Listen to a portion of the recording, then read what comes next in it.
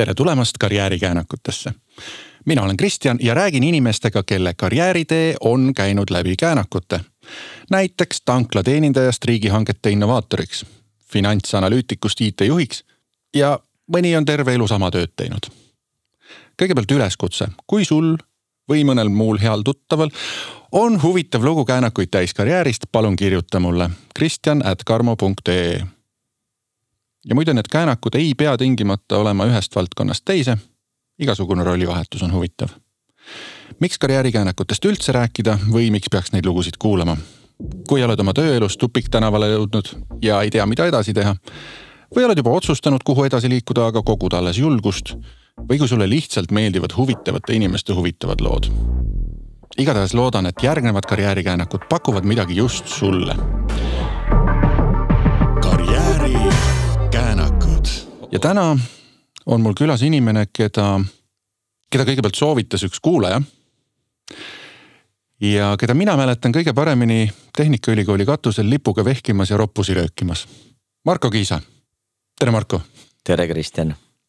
Räägi, kes sa praegu hetkel tööalaselt oled? Hetkel ma olen tööalaselt pankur ja osakonna juht. Kus pangas ja mis osakonda sa juhid? Üle tee sinust, seal teisel pool, ühes Eesti pangas LHVs. Ja juhin osakonda, mis väljastab väikeettevõtetele laenused iga päev, nii et pumba juures. Selles mõttes, ma olen pumba mees. Põhimõtteliselt kastad Eesti väikeettevõtluse peenraid. Täpselt nii. Enam paremini vist ei saaks öelda. Ja. Ilus on ju. No nii on. Pankurilt pankurile lihtne öelda. Aga veel jõuame selleni, mis see täpsemalt endast kujutab, aga hakkame kõigepealt algusest peale. Hakkame. Mis sa teinud oled? Kus sa alustasid? Kus ma oma esimese miljoni teenisin? Kus sa oma esimese miljoni teenisid? Oma esimese miljoni ma teenisin maasikaid müües. Ise kasvatades, ise müües. Selle taustaks on selline vana hea protestantlik töökasvatus vanaisa poolt, eks ju, et maale tuli minna ikkagi enne päikese tõusu ja nii edasi. Et kui suved vanaisa ja vanaema juures möödusid, siis tähendas see ühtlasi ikkagi nagu sellist nagu töörügamist, kind of non-stop. Et kui sa, see Tammsaare jura, et töötame ennast surnuks ja siis mõtleme, et kuhu armastus jäi, eks ju, aga no nii oli, aga kasvatasin siis ise ka neid maasikaid ja juba siis ma tegelikult vahva oligi nagu see, et ma mõtlesin, et ma ei lähe neid ju turule müüma, eks ju, et ma peaks midagi teistmoodi tegema, siis ma puhastasin nad ilusasti ära ja hakkasin seal Pääskülas siis naabermutikestele otse ukse taha neid viima, palju kõrgemat hinda sai küsida. Maasika kilo maksis 20 Eesti krooni, ma mäletan täpselt turul, aga mina küsisin 30. Vot sealt tuli siis esimene miljon, aga see oli õpetlik igati pidi ju, eks ju. Siis ma võisin olla mingi 12 aastane äkki. Selles mõttes sul oli ju suurem osa tarneahelast enda kontrolli all. Absoluutselt. Et mitte öelda terve tarneahel. Et mitte öelda terve koos lapstööjõu ja kõige muuga. Polnud üldse küsimust, eks ju, siis end väljund kõik jutud, absoluutselt. Väga vinge. Mis edasi sai? Mis sa tegid selle miljoniga? Kus ma järgmise miljoni sain? No ega kes neid lapsepõlve töid siis õieti kõiki mäletab, eks ju, tegelikult see mitmekesisus ja nagu mida kõike proovida, on ju, ma arvan, meil kõigil päris nagu lapsepõlves olnud ja sees. Et olen purksi putkas purkse vorpinud terve suvi, ma ei tea, Kuressaare turul banaane müünud ja krõpse, siis kui need olid veel eksklusiivne kaup. Ma ei tea, kõik sellised asjad. Siis kuskil, kui juba nagu natukene hakkasid oskama midagi teha, siis üks selline huvitavam asi, mida täna nagu oma lastele seletada on isegi natuke nagu keeruline, et ma olin sulaseks. Päris taluga nagu tegu ei olnud seal Saaremaal, aga ta oli siuke suur majapidamine, eks ju. Peremees oli ettevõtja, tal oli loomulikult nagu päevatööd nagu mujal vaja teha ja see oli tema aeg oli palju kallim kui siis endale suveks nii lapsehoidja kui 2 last nagu siis sinna majapidamisse võtta, et kõik tegime alates, ma ei tea, muru niitmisest kuni tõesti, ma ei tea, terrasside värvimise ja rohimise ja kõigeni välja nii-öelda. Hommikul said töönimekirja kätte ja siis päeval tegid. Et seda, ma ei teagi, kas tänapäeval enam tehakse.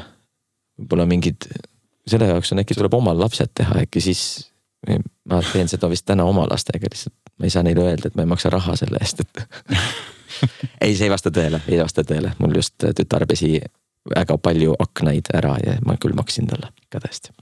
Nii et siin võib muidugi üleskutse teha kuulajatele, et kui, kes näiteks YouTube'is vaatab, võib kommentaari kirjutada, et kas tänapäeval tehakse nii, nagu Marko just enne kirjeldas? Jah, sõna otseses mõttes nagu sulane, selles mõttes, et sa olimegi terve suve, ma olin 2 suve seal suisa, oledki nii-öelda nagu olemas ja teedki kõike, mida vaja teha on. Marjade korjamiseni välja ja siis kui tuli aeg kooli minna sügisel, siis läksid kooli. Siis järsku rahakraanid läksid kinni. See 2 miljon või see. Jah. Et esimene miljon maasikakasvataja ja kullerina ja 2 miljon siis sulasena. Jah, väga hästi.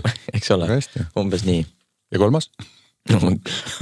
Sealt edasi läks juba ludinalega, mis need esimesed 2 on kõige raskemad. Katsu sa need kätte saada. No siis vist läks natukene ju tõsisemaks, et muidugi, mis need ju kõik ju õpetasid, alates sellest protestantlikust töökasvatusest, mida vanaisa viljeles, eks ju, et enne päikesetõusu peaks justkui ikkagi juba olema nagu tööpõllul, on ju.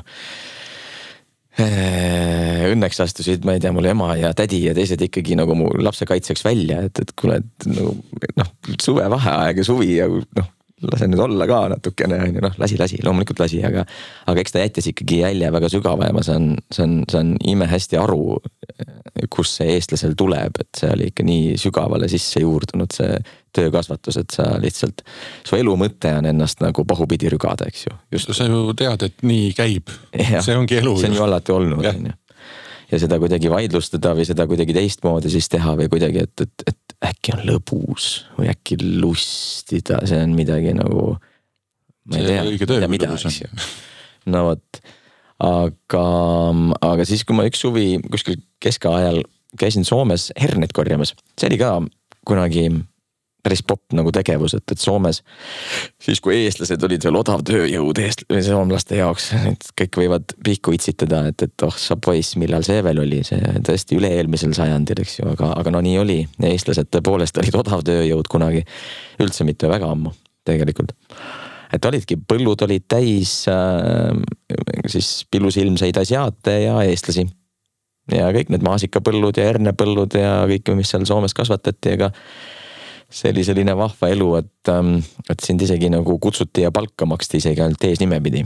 Et see olidki lihtsalt mingisugune suke objekt või tööriist või mingi selline, kellel on ainult eesnimi ja tundeid. Eesnimega on ju isegi üsna nagu süke personaalne, ma ütleks. Isegi, eks ole, just ja, et number ei olnud. Et näiteks kunagi võtsin osa sihukesest saatest nagu Eesti otsib superstar, et seal röögiti ukse pealt number ja siis lihtsalt mine lavale. No võt, ma kahtlustan, et see vist nagu ilmestab seda sama nagu suhtumist äkki natukene, et soomlased suhtusid asiaatidesse ja eestlastesse samamoodi toona.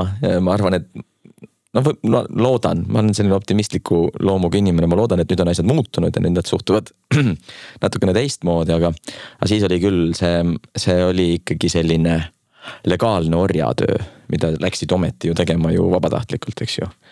Ma võin korra ühe paralleeli tuua aastal 2016. Mitte nii ammu. Soome spetsialist mingis valdkonnas küll selles mõttes senior spetsialist kogu elu seda tööd teinud ja teadis asja ja India sama profiiliga töötaja küll mitte selliste kogemustega. Tunnitasu hinnavahe oli 10-kordne. Olgu.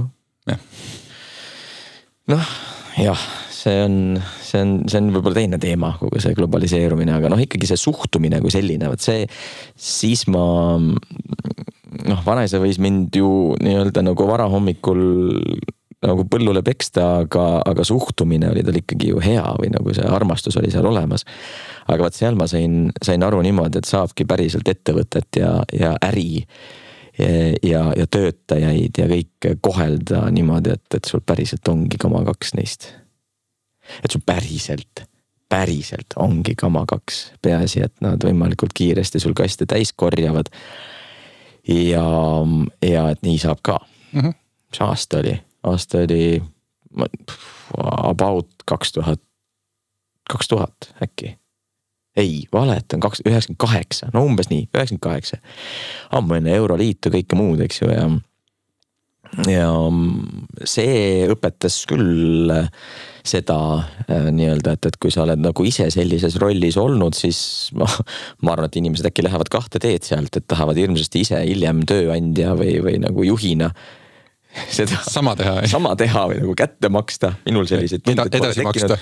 Või kuidagi nagu jätab see ikkagi selle jälje, et aga tegelikult nii ei saa. Saab ju teistmoodi ka. Saab ju päriselt teistmoodi ka. Et tegelikult sa võid kohelda ju inimesi ikkagi nagu inimlikult. No vaat seda me seal ei kogenud. Ja muidugi teine, mis ta õpetas, oli see, et kurat, kui kiired need asjad ikka on, et seal lõpp, et nagu minna mingit tööd, mis eeldab mingit sellist massitööd, et ole on see mingi mööblitükkide tootmine või herneste korjamine või whatever asi, mis eeldab nagu inimese liigutamist. Ma kahtlustan, et sellisel vaadake, kuidas nad sulgpalli või ma ei tea, pingsi juba mängivad näiteks, et see vist ilmestab seda. Seepärast, et kõige kiirem eestlane, kes oli nagu teistest mäe ja kõrguselt üle, korjas, ma ei tea, 2 korda rohkem päevas kui mina, oli ometi 3 korda vähem kui kõige aeglasem asjaat. No see vahe oli umbes selline, et kui sa neid kaste seal nägid, mille eest siis sulle õhtul nagu maksti, eks ju, ma ei saa aru, mida või kuidas nad seda teevad, aga nad teevad, et see käte liigutus ja motoorika on neil nagu kuidagi mingilt teiselt planeedilt või nad teevad seda nii lapsest saati teistmoodi või ma ei tea, igatahes see oli muljetavaldav, see oli hämmastav. Või äkki, ma viskan siit siukse vindiga palli nüüd, et äkki nende töökultuur on veel protestantlikum, isegi mitte protestantlikum, ma ei tea. Huvitav, kas Tammsaaret on tõlgitud kuskile sinna, nemad olid vietnamlased, et huvitav, kas vietnami keelde on Tammsaaret tõlgitud. Kuidas nad seda loevad, mõtlevad, et laiskvarstid. See mees ei teadnud midagi, need siin lugelevad seal soos mingid kraave kaevates, midagi. No ma kahtlustan, et nad tegelikult suhtuvad niimoodi, ega seal seda tööeetikat ja seda töö tegemist ise oma silmaga pealt näha selliselt nagu nendega külg-külje kõrval töötada, see oli ikkagi muljetavaldav, täitsa siiralt kohe. Ma pean ütlema, et kui ma siin võrdluseks tõin need Soome ja India spetsialistid, siis ka antud juhul selle tiimiga, kellega mul õnnestus koos töötada, kippus nii olema, et soomlased oma 10 korda kõrgema tunnitasu eest ei teinud nii head tööd kui eks ju. See kipub nii vist olema, jah. Aga siis oli kõrval tarkvaraarendusttiim, kus kippus natuke teistpidi see asi olema. See on. Aga jälle ja lõpuks, et sa ei saa teha mingisuguse väikese tiimi pealt väga suuri üldistusi, sellepärast, et kui hästi värvatakse, kes sinna kokku satuvad, on ju. Seda küll, jah. Aga ei, näed, sealt Erne Põllult ma oma sama eesnimega tagasi tulin, ei tätoveeritud kõrva taha mingit numbrit või ei lõigatud poolt kõrva maha või midagi, et märgistada. Sa muidugi ütled seda, aga sul on klapid peas ja keegi ei näe, kas on. Just. Aga kogemusena oli see ikkagi nagu äärmiselt huvitav. Ja sealt ma ei tea, järjest nagu huvitavamaks ja õpetlikumaks need tööd sealt läksid, et ülikooli, kui sai tuldud, vaene nagu püksinööp, 20 taskus, oli vaja kohe kooli kõrvalt tööd hakata tegema, aga mis sa teed? Keegi sulle midagi kuskilt ei kinkinud, on ju. Ja läksin, see oli nüüd ka selles mõttes selle töö üsna algusjärk, kus esimese, vist suisa töötasingi firmas, mis esimeste seas sellise töökoha lõi, mis oli siis nagu degustaatorid kauplustes. Niimoodi, et sinna siis pakud seal igast manti inimestele, meelitad neid siis ligi. Ja kuna see oli nii uus, siis see oli ka ikka nagu, sest isegi need kauplused, nüüd me räägime aastast, ma ei tea, 99 umbes, 99-2000. Isegi need kauplused olid meil ju nagu nad olid, sellised kitsad, pimedad, koledad, nõuka aeg oli alles äsja selja taga, ja siis järsku keegi tuleb, pakub sulle tasuta midagi, mingit Ritterspordi šokolaadi maitsta. Kurat, siin on mingi konks, siin on mingi jama. Siin on raudselt mingi jama, et nagu inimesed päriselt ei julenud tulla. Et sa tegelesid sellega, et sa nagu päriselt veensid neid kuidagi, et jaa tohib, et selle eest ei pea maksma. Et siin mingit eksootilist puuvilja näiteks, see Rittersport oli üks selline eksootilisem, sest tegu oli ühe väga kalli šokolaadiga, eks ju, toonaga ja teine olid siis mingid eksootilisemaid laadi puuviljad, et ega banaani teadsid igaüks, sellest unistati ju Soome ajal juba, see oli ju margaga võrdne valuuta, eks ju, või see Vene ajal. Aga see, et kui sa seal ikkagi mingeid tähtvilju ja ma ei tea, mingeid mangot ja asju degusteerid, eks ju, siis nagu päriselt inimesed arvasid, et nii kui ma sealt selle kuubiku nagu võtan, siis ma pean kohe maksma millegi eest, eks ju, et päris kummaline. Perekond on järgmiseks 3 põlvkonnaks orjusesse määratud. Täpselt nii, on ju. Ja hinnasilti ka kuidagi küljes pole, et ikka jube kahtlane.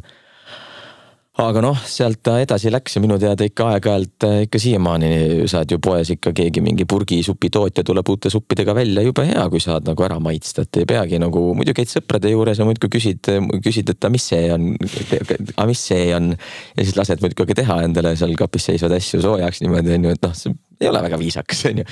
Et see vist toimib poodides praegu ka, aga siis ta oli uus. Nüüd on vist isegi juba mingites poodides täiesti need letid nii-öelda plaani osa on ju jätad. Jaa, täpselt statsionaarselt seal ja inimesed on ka sellega ära harjunud, et tuleb mingi uus leib ja saadki maitsta, super on ju. 23 aastat hiljem me oleme 23 aastat hiljem, aga siis ta oli põnev ja seal toona need kuidagi see oli vinge, vaene tudeng sõna otseses mõttes, eks ju, ja ma poleks elus endale oma raha eest Rittersporti ostnud, on ju. Aga reeglid olid sellised, et kui sa seal, ja siis loomulikult nagu sa pidid siis müüma ju ka neid asju või kuidagi seal õhutasid inimesi neid siis panema sinna ostukorvi ja niimoodi. Reegel oli midagi kuidagi sellist, et teed seal oma see 3 tundi degustatsiooni ära ja kui poest saavad kas siis need asjad otsa või su 3 tundi saab läbi, siis selle ülejäägi sa võisid koju viia. Eriti kui need otsa saavad. Ei, ei jäänud, ei saanud otsa ju. Ma räägin, inimest ei julgenud ju tulla ju. Ei, aga tegelikult juhtus siis tõesti tihti niimoodi, et poest ostetegi nii-öelda, sul oligi seal riiulis oli 10 seda Ritterspordi šokolaadi, need ostetegi päriselt ära selle 3 tunni jooksul, on ju, siis sa vaatad, et okei, et aga ma pakingi oma pillid kotti. Ohoo, 4 degusteerimiseks mõeldud šokolaadi on alles. Oi, neid võis koju viia. Okay. Ja siis mingid melonit, Rittersporti, mul sõbrad tulid aeg-ajalt külla, mulle ka siis esimese asjani ikka nagu lennati kohe mu kapi juurde vaadatud, aga mis Markol peidus on, mida sa degusteerimas käinud oled, et oli täitsa mõnus. Oli siis neid süüa niimoodi. Said kohe rikast mängida? Sain kohe rikast mängida, muud ei olnud, saad aru, makaronid ja Rittersport, eks ju. Ja melonit, kujutad, et vaata tervislikult ma elasin, aga see oli päris omanäoline see teekond jah, et leiutada nii-öelda seda ja ma nägin ka seda, kuidas nagu noored inimesed, tegu oli minust paar aastat vanemate inimestega, kes ülikooli kõrvalt hakkasid ise sellist ettevõtet nagu looma. Vot seda oli põnev kõrvalt vaadata. See on mind alati nagu paelunud ja köitnud, et kuidas mitte millestki keegi teeb midagi. Ja ettevõtlus ju täpselt seda ongi, eks ju, ja seda oli kõrvalt äge vaadata, et seal suhtuti inimestesse hästi, korraldati isegi talvepäevi, joodeti tasuta täis, kõik jutud, eks ju, see, mida nüüd juba personalipoliitikasse nagu ametlikult kirja pannakse, eks ju, seal tehti seda kuidagi intuitiivselt või kuidagi niimoodi hästi või mõnuga. Ja oli lõbus ka, päriselt oligi lõbus, et see töö ei olnud nagu selline orjapidamine, vaid päriselt oligi lõbus.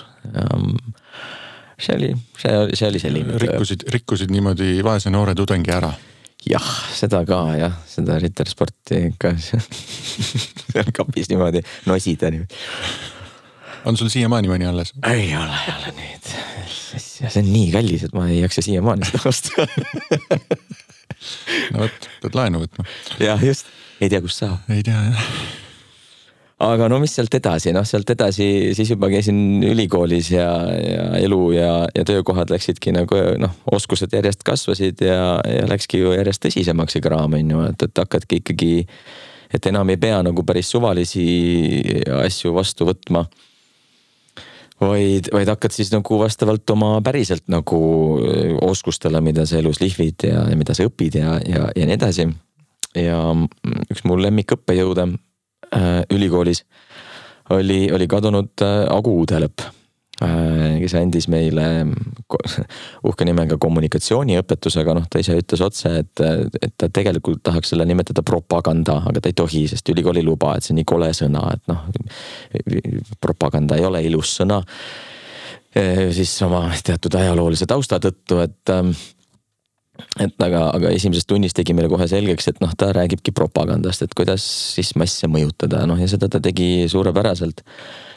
Ja kuidagi need väitlused ja vaidlused, mis meil loengutes ja seminarides olid Aguga, see aine oli huvitav, kõik mida Agu rääkis, oli huvitav. Ja kui need loengud läbi said või kuidagi selline nagu õppejõu ja tudengi suhe läbi sai, siis meist said väga head sõbrad. Täitsa, selles mõttes nagu sõbrad. Ja siis Agu kutsus mind Eesti Raadiosse. Sest Agu töötas minu meelest ise toona ka Eesti Raadios uudiste toimetuses, mis oli selline, ütleme siis objektiivse ja kuidagi sellised tasakaalustatud infovoo, kese enne igasugust internetiajastut tõesti, et Eesti Raadio uudised olid ja ma usun, et on siiamaani uhked oma siis usaldusväärsuse üle. Ja Agu kutsus mind sinna tööle ja seda oli ka päris põnev teha, sest seda sai teha nagu ülikooli kõrvalt. Niimoodi, et hommikul käisid oma loengud ära, siis läksid koju, magasid paar tundi selleks, et öövahetust minna tegema, et õhtul kell 9 algas öövahetus, südaöösel olid viimased uudised, hommikul kell 6 olid esimesed uudised, vahepeal said siis natukene magada. Et selline ja siis mitte ainult siis ei loe neid uudiseid, vaid sa siis panedki kokku ka, sa pead siis tõlkida suutma neid, sa pead seda tähtsuse järjekorda või nagu seda konteksti tajuma, et seal ei olnud ainult nii-öelda asjant nagu diktoriks olemises või nagu uudiste ette kandmises, vaid sa pidid seal ikkagi nagu, see oli jäämäe pealne tipp, mida siis kõik võib-olla nagu alles kuulevad, aga selle taga on ikkagi selline sisuline töö. Ja Agu mind kõrvalt väga palju juhendas ja aitas ja toetas, et tõesti, et kuidas seda laiemat konteksti tajuda, kuidas seda laiemasse konteksti panna, mis asi, mida see töö tähendab ja võt see nagu Agu õpetus jättis väga sügavalt tõesti täpselt selle nagu jälje, et või ma sain aru, et päriselt mõni töö tähendabki või ongi tähenduslik töö nagu rohkem võib-olla kui mõni teine. Ja et mul on seda vaja ja ma tõesti nagu kompasin seda seal ja sain aru, et jah, mulle on vaja tähenduslikku tööd, mitte lihtsalt sissetulekut või mitte lihtsalt nii-öelda sooja kohta, kus käia, vaid mul on vaja tähenduslikkust ja seal oli seda küll ja veel. Ääretult intelligentsed kolleegid ümberringi, uudiste ankrud, paljud neist siiamaani uudistest ju töötavad või ajakirjandusmaastikul nagu laiemalt.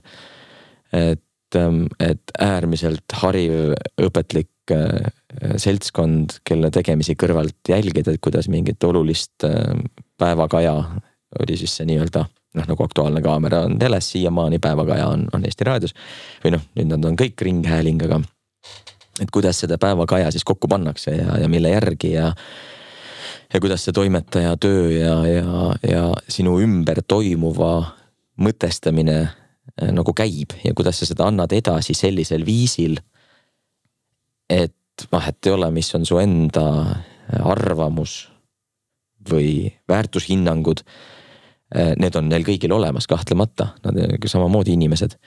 Aga sa pead seda andma edasi tasakaalustatult ja sa pead seda tõesti kuulama ka siis justkui nagu panema natuke nagu tahaplaanil need oma väärtushinnangud. See tasakaalustatus ja objektiivsus ja on ikkagi nagu päris asjad.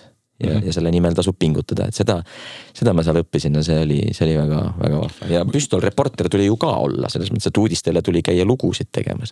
Ehk siis toimetaja, diktor, püstolreporter. Jah, täpselt nii, uudiste toimetaja. Seal juhtus igasugu vahvaid. See on, et mul on kuidagi mingitel aegadel jäänud kõrva kuidagi see, et vaatad mingit uudistesaadet ja siis läheb kuidagi teema mingisugusest ma ei tea, lõbusamast või kergemast asjast, siis järsku on see, et liiklusõnnetustes hukkus 3 inimest eile.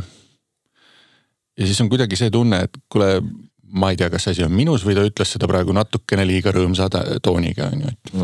Et kas sihukestele asjadele ka pidi keskenduma, et need asjad oleks kuidagi loogilises järjestuses, et see tonaalsus liiga ei hüppaks? Ja? Ikka, et seda ta pidi igas mõttes nagu sellise, mitte ainult sisulise, vaid ka siis, ma väidan nagu sellise kompositsioonilise terviku looma või moodustama.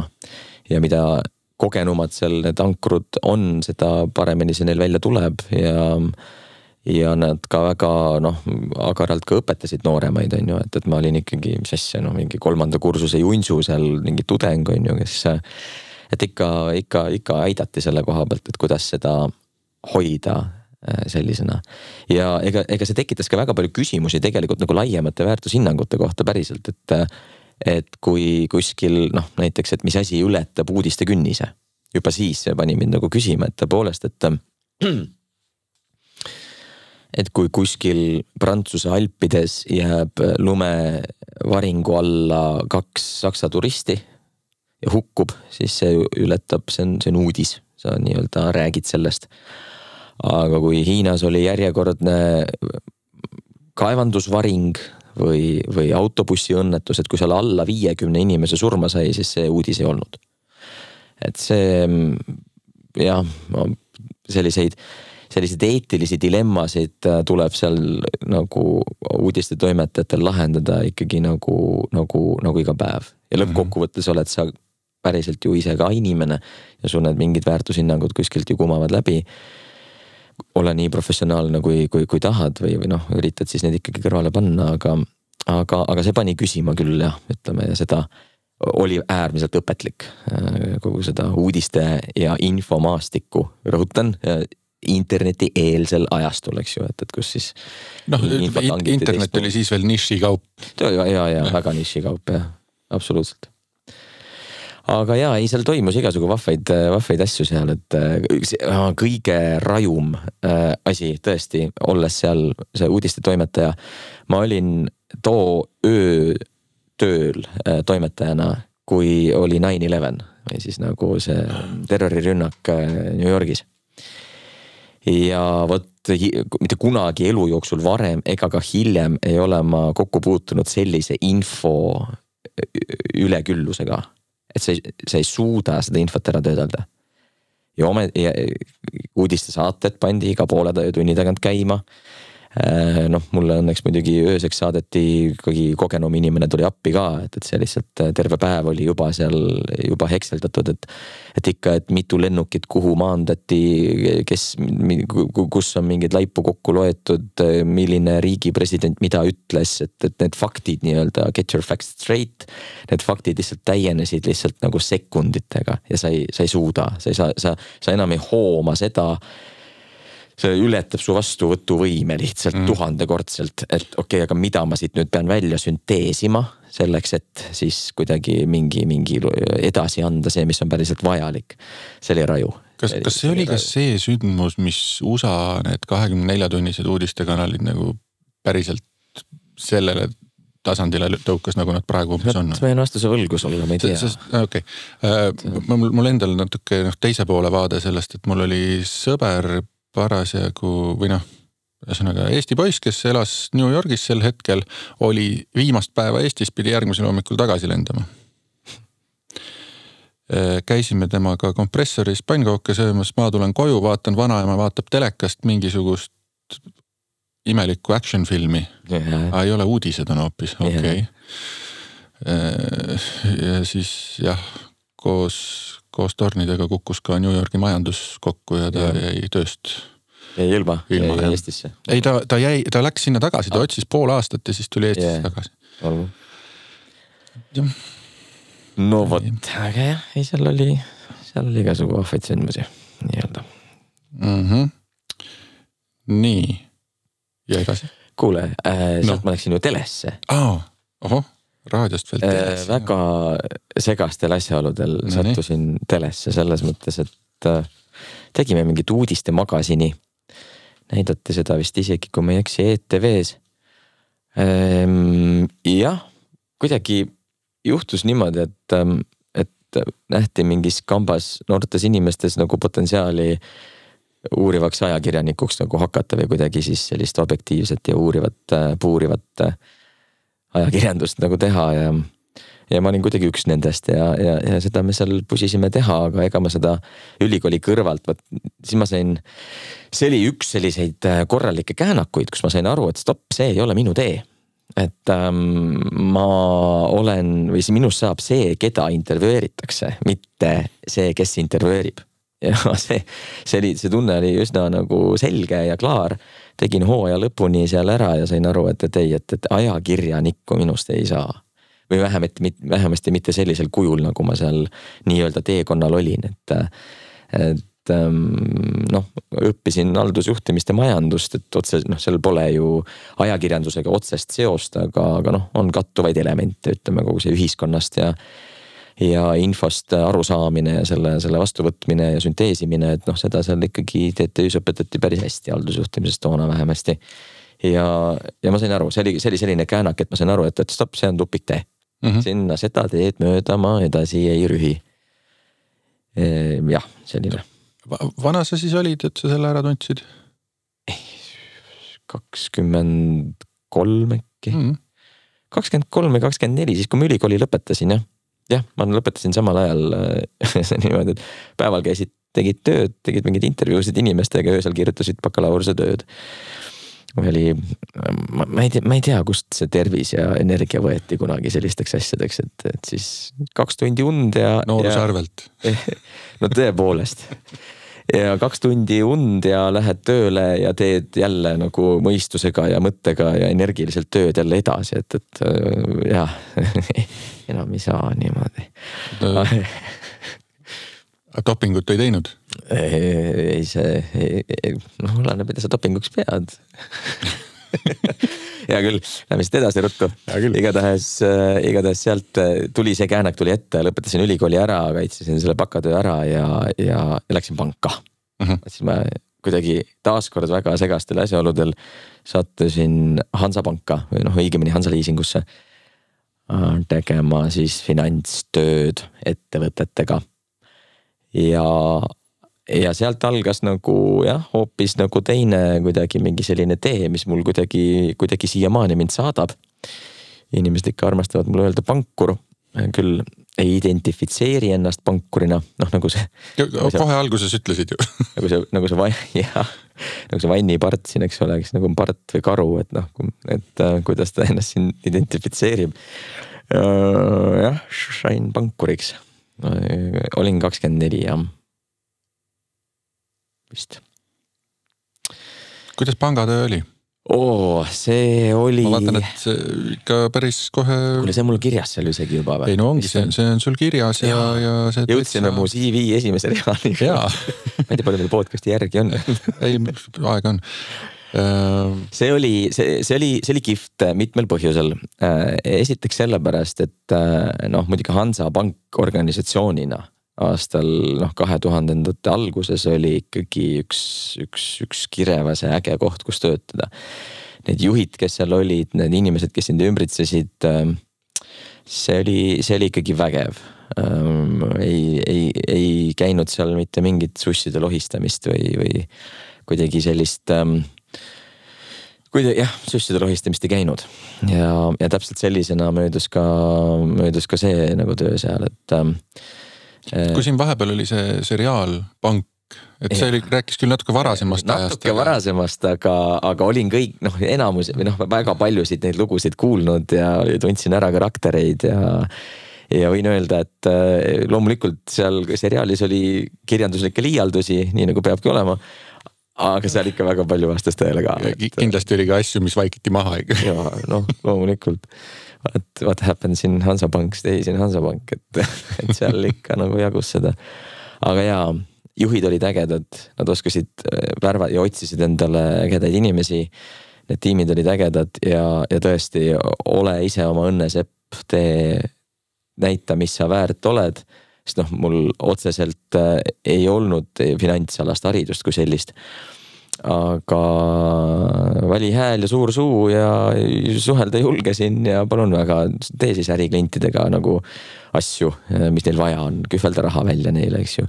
Ma siis kühveldasin vene keeles ka, ise vene keelt ei rääkinud. See oli tõesti selline kakvas savut.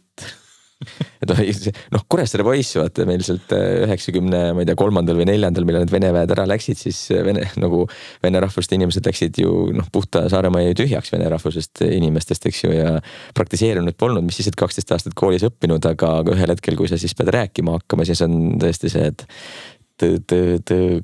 kakkuas, tõesti selline. Natuke harjutasid, tuli läks muidugi paremaks, aga... Kuule, ma kuna sa juba mainisid, et Kuressaare poiss on, et kus sa siukse öö oled endale õppinud? Vot Eesti raadios teksti see öö välja. Teata värdkeelest kohe. Teata värdkeelest kohe ja tõepoolest seal oli eraldi ametikoht, kes siis tegi ka sellist tööd inimestega, et eks ole õpetas siis sellist verbaalset tööd mikrofoni ees nagu tegema, aga ta kuulas ka näiteks hääldusi, võõrnimede hääldusi ja muud ja lihvis seda sellist ka lause ehitust ja Eesti, eks ole, et sõna otseses mõttes teata värdkeelest kohe või nagu täna, eks ju. Ja siis selle ametikoha esindaja siis ikka, ma ikka sain pikku päid ja jalgu alguses, sellepärast, et saarlastel on veel sõnu, mis annavad kohe välja, et tegu on saarlasena, et kui sidesõna ja asemel kasutatakse ning liiga tihti, siis võite lahjat mürki võtta, tegu on saarlasega. Et see on see, et ossime Selverist õunu ning pirne, eks ju, et mitte õunu ja pirne. Kohe esimese asjana ningi peale, ning on see, mida sa kasutad asendajana, et mitte liiga palju jaa. Ainult ning. Sest kui ma ülikooli tulin esimesel kursusel, ma mäletan hästi neid esimesi trammisõite, mul tänaseni ülikoolist on head sõbrad siia maani, nad ütles, Marko, ma ei saa mitte midagi aru, mis sa räägid. See oli selline saare keel, et tuleme, mis kell meil tunnid algavad.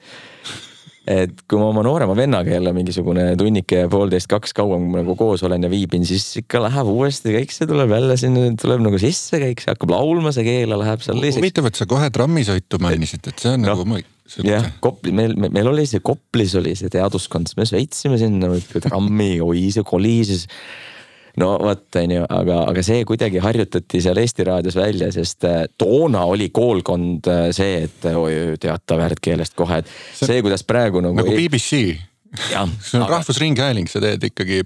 Ma mäletan imehästi, kui ma esimest korda kuulsin Margus Mulda siis Eesti televisioonis rääkimas uudistes, et ühel hetkel nagu, mitte esimest korda teda rääkimas, vaid rääkimas sellises nagu selles nii-öelda siis murraku või kuidagi siis kohalikus nagu sellises, et ühel hetkel see mentaliteet natuke muutus, hakati lubama seda rääkida, et siis kui Margus Muld tegigi mingi uudise, et kui vastusse tuli nüüd uus praam, käisime tal vastas, vaatasime, et mitu autot ka peale mahub. Ja siis ma mõtlesin, et okei, nüüd on ajad muutunud, et siis kui mina raadios uudistes töötasin, niimoodi rääkida ei tohtinud. Oli ilus, kõik see värdkeel oli keelatud. Kuidas siis tunne oli? Kas nagu, et appi mind on röövi? Jah, just, miks mina ei saanud niimoodi rääkida? Ma oleks ka taht niimoodi uudised lugeda, et mis seal Toompel põllumeeste meeleavaldusel jälle toimus. Juba vahva oleks olnud, aga eks ma saan otsapidi aru ka, miks see, kus peab subtiitrid alla panema ja kõik ei oska lugeda. Just. Nii et selliselt see öö välja peksti, aga aeg-ajalt eks ikka lööb sisse, et kuskil saarlaste seltskonnas liiga pikalt viibid, siis juba läheb, tunned, et hakkab laulma, vaikselt hakkab jälle laulma see tekst. Nii. Ja siis... keskpangas. Mis sa seal siis kühvedlesid äriklientidele raha ja? Kühvedlesin äriklientidele raha, üks selline vahva toode nagu factoring, et ta ei ole muud kui maksetähtaja finantseerimine, et toona majandus oli noor ja ega maksetähtaja andmine ettevõtete vahel ei olnud üldse tavapärane, sellepärast et usalduse tase oli hästi madal. Eks ju, see õigusruum oli veel teine, oli petiseid kindlasti äris palju rohkem, alates tõesti maksupettustest kuni milleni iganes välja. Ega see ärikultuur ei olnud sugugi selline nagu praegu ja me räägime kõigest, ma ei tea, 16-17 aasta tagusest ajast. Tõesti, ärikultuur oli tõesti hoopis teine. Ja põhimõtteliselt siis, kui keegi siis oma kaupa müüs, see ühel hetkel tekkis siis nagu vajadus, et kuule, et aga anna mulle 30 päeva või 45 või 60 päeva makse tähtaega, siis selle jaoks sul ettevõtja lihtsalt ei pruugi raha olla. Sul, no kuidas sa annad, sa oled juba selle kauba ära tootnud ja nüüd keegi ütleb, et ma maksan 60 päeva pärast sulle. Ja. Või mõned suured riigiasutused vahel isegi ma mäletan hankeid, kus oli 90 päeva. Ei kauem, täpselt. 3 kuud on mul raha lihtsalt mis ma vahepeal teen, mul on vaja nagu edasi, mul pean hakkama ise oma tarnijatele maksma. Et factoring ongi siis selle maksetähtaja lahti finantseerimine ja seda nii siis müüa ja klientidele siis pakkuda, see sisaldas ikkagi neid külmikõnesid ka, sellepärast et enamus majandusest ikkagi ei teadnud, mida see tegelikult üldse tähendab. Ja otsisidki neid ettevõtteid, võtsid aga Äripäeva mingi top 100 jälle, kui ilmus mingi ettevõtete nimekiri, võtsid aga ette ja kukkusid helistama, et uurisid äriregistrist nende mingid finantside kohta ja kukkusid helistama ja tegema, eks ju, ja sellist müügitööd see nagu sisaldas ka, nii et. Ja see oli piisavalt põnev, et teha seda 4 aastat? Tegin seda üksjagu palju, jah. 4 aastat ja siis juba lisandus ka Hansapanka toona iseloomustas ikkagi see ka, et hästi dünaamiline areng, et see, kust sa alustasid aasta pärast ei pruukinud enam lõpetada samade tööülesannetega. Okay. Ehk et neid käänakuid oli seal isegi sama tööpositsiooni sees aasta jooksul. Et nad lihtsalt on sellised korralikud kurvid või sellised, et okei, et nüüd võtame sellise hoopis mingi lisaülesande või mingi lisa, et mis oli ju ääretult dünaamiline ja sootuks teistmoodi kui täna. Et tänane selline seda paika loksunud maastikku on täna ikkagi oluliselt rohkem. Et neid käänakuid tõepoolest oli nagu osakonna või sinu äri raames ikkagi juba seal sees ja sa pidid sellega toime tulema ja see nõudis ka vastavat nagu isikuomadust ja tüüpi, et tulla sellega toime. Sa ühelt poolt ütled, et on paika loksunud, aga teiselt poolt jällegi ju räägitakse, et kogu maailmas majandus muutub järjest kiiremini ja sa pead ettevõtjana ka olema võimeline reageerima kõigile nendele, eks. Ja tõsi, ma võib-olla pean silmas sellist nagu töösuhet või nagu töösuhte maailma, et inimesed on ikka jube teadlikud oma õigustest täna ja kõigest sellest, et mida võib neilt nõuda ja mida mitte, et ma võib-olla pean see ei ole minu ametikirjelduses. Just. That's it, eks ju, et ja siis on lihtne sinna lisada see rida, et ja kõik muu. Ja kõik muu, eks ole, juhi otsese juhi ülesanded. Tegin 4 aastat ja siis öeldi, et kuule, et aga hakka nüüd juhtima. Olin siis, ma ei mäletagi, igatahes ma olin noor. Ei tulnud nagu õieti ise endagagi toime, aga mul ei lähe kunagi nagu meelest minu toonane juht üldse Hansapangas või ütleme siis peatselt ta muutus nagu Swediks. Mul väga vedas ikkagi juhtidega, tõesti vedas, et toonane juht Karin Lamp ütles mulle tema kutsus mind siis nii-öelda nagu nooreks juhiks, pani osakonda juhtima. See oli majanduskriis tuli õige Lehman Brothersist, see oli 2008 lõpus. Lehman Brothersist oli paar kuud möödas, kui siis Karin Lamp tegi mulle ettepaneku, et kuule, et tule siin on üks osakond, mida oleks vaja juhtida. Ja ta seadis mulle ülesandeks, et ma ütlesin, et aga ma ju ei oska. Tõtsa nälja, et ma päriselt, mida ma juhtimisest tean ja see osakond oli veel päris pirakas ka. Et tead, ole lihtsalt normaalne inimene. Ole lihtsalt normaalne inimene edasi. Andis ta nii-öelda katus ülesandeks. Ja ma arvan, et see on üks paremaid juhtimisalaseid nõuandeid, mida mulle üldse kogu töö elu jooksul üldse antud on. see usalduse mõõt muidugi oli meeletu, mida ta mulle andis, aga eks ta toetas ka nagu imehästi kõrvalt. Ja need sellised, kuidas siis öelda, usaldavad, aga teistpidi toetavad, samal ajal mitte liigselt sekkuvad juhid, need on mind ikkagi nagu terve karjääri aja saatnud. Mul oli neid veel sealsamas Hansas. Ja nii kui, ja ühel hetkel, kui ma sealt Swedist ära tulin, siis see tegelikult oligi juhi tõttu, kes enam selline ei olnud.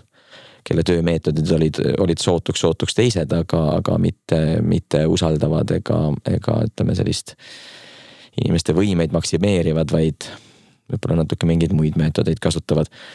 Ja nii oligi. See juhiks hakkamine nägi välja niimoodi, et oli majanduskriis.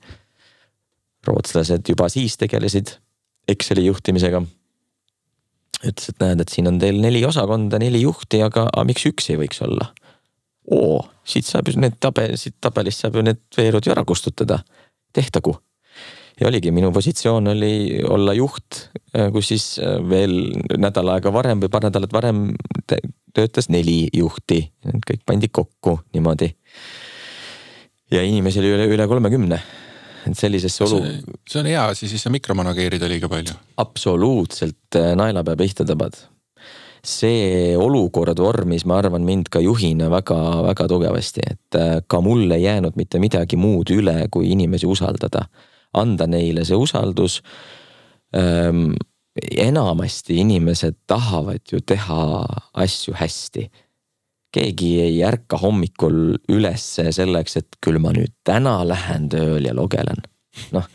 See paistab välja. Varem või hiljem paistab see välja ja kui sul on ambitsioonikas kollektiiv, siis sellises kollektiivis ka isegi juht ei pea sekkuma. Isegi seda ei tolereerita juba teiste poolt, sest see ei ole aus. See ei ole aus. Ja tõepoolest sellises olukorras mitte midagi muud üle ei jäänud, kui võimustada neid inimesi ja anda see usaldus, anda see vastutus, hakata juhtima läbi põhimõtete. Sellepärast, et selle 25 tunniga, mis minul ka ju kõigest ööpäevas on, eks ju, sa ei jõua igale poole sellises olukorras. Jah.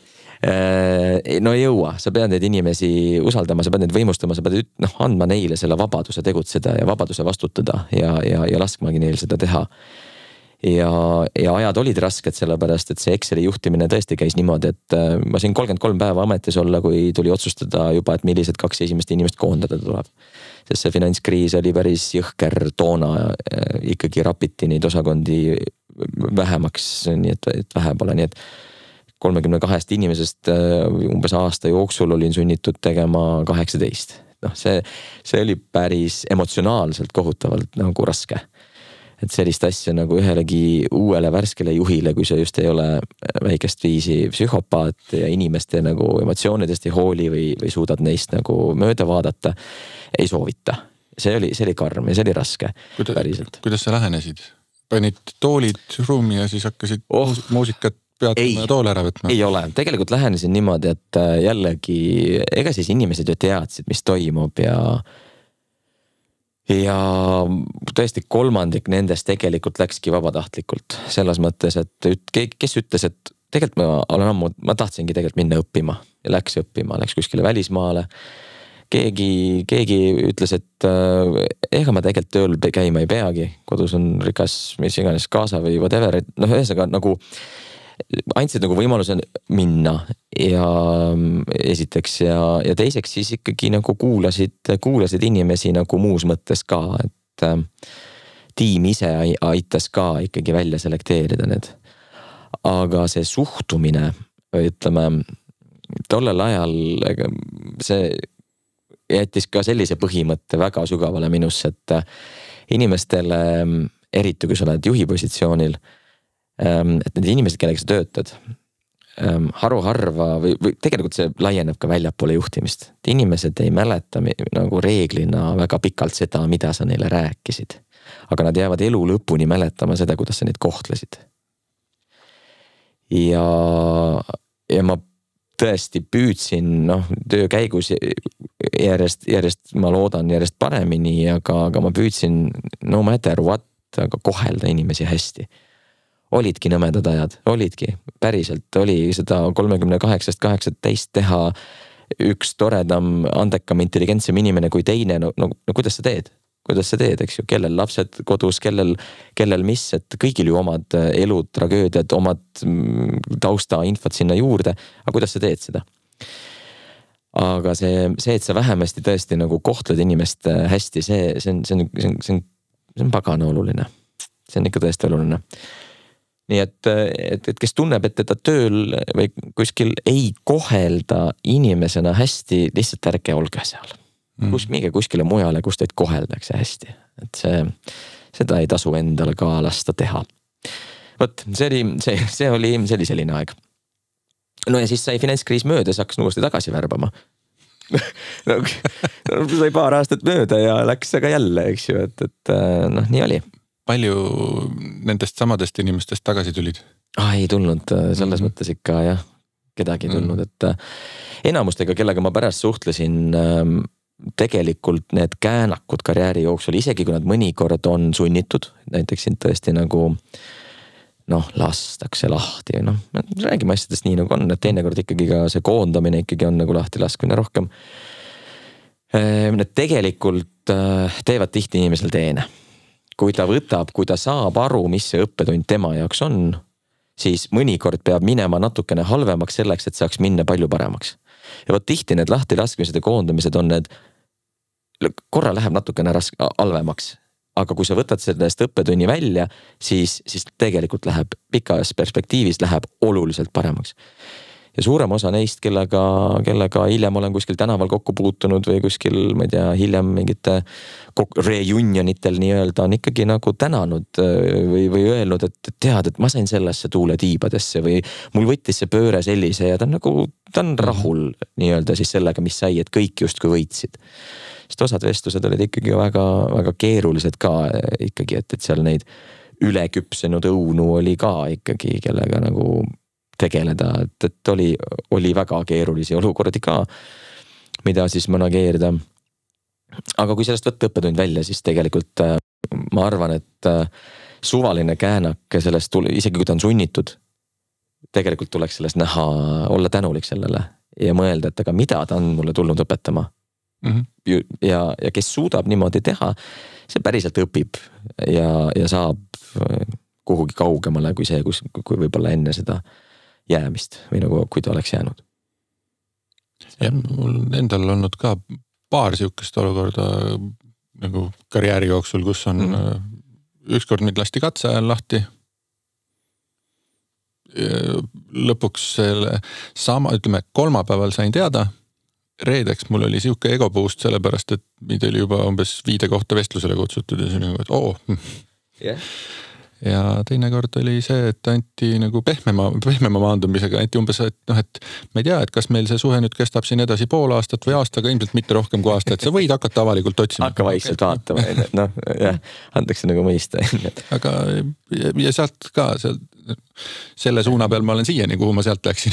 Jah, eks ju, ja kui sa tagant järgi vaatad, sul ongi nagu alati valik, et kas sa võitled ja sõdid selle vastu, mis siis juhtumas on ja elu sulle pakub.